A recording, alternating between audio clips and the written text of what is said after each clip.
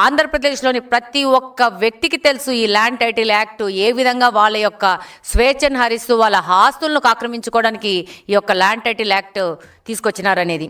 దీని ప్రకారము ఏవైనా భూమి యొక్క సమస్యలు తలెత్తితే భూ అప్పిలేటుకు పోవాల్సి ఉంటుంది అని ఈ ల్యాండ్ టైటిల్ యాక్ట్లో చేర్చి ఈ ట్రిబ్యునల్ పరిష్కారాలన్నీ ట్రిబ్యునల్ అప్పిలేట్లోకి పోయే విధంగా తయారు చేశారు.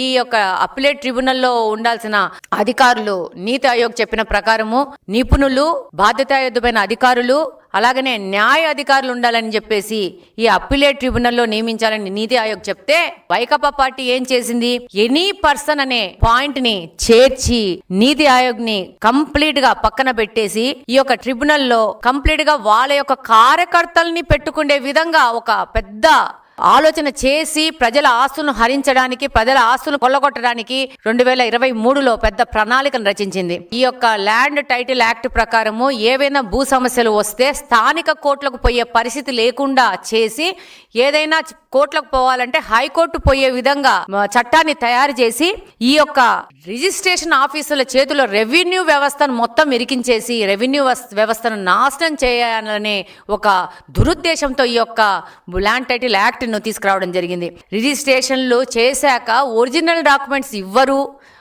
దాని బదులు డూప్లికేట్స్, జిరాక్స్ కాపీలు ఇస్తాము, మీ యొక్క ఆస్తులన్నీ మా దగ్గర భద్రపరుచుకుంటాము అని చెప్పి ఒక ప్రైవేట్ వ్యవస్థకి, ప్రైవేట్ వ్యక్తులకి, ఒక కంపెనీకి ఈ యొక్క మన ఆస్తుల డాక్యుమెంట్స్ అని ఇస్తామని చెప్పి ఈ యొక్క చట్టంలో చేర్చింది.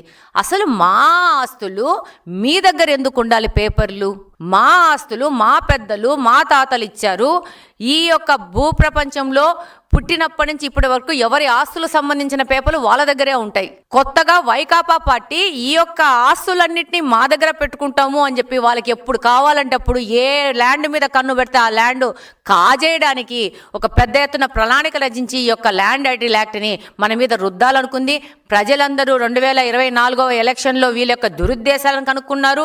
2019లో చేసిన తప్పుల్ని వాళ్ళు సరి చేసుకొని ఈరోజు 2024లో ఒక భారీ మెజారిటీని తెలుగుదేశం పార్టీకి, కూటమి ప్రభుత్వానికి ఇచ్చి వాళ్ళని కాపాడుకున్నారు ప్రజలు.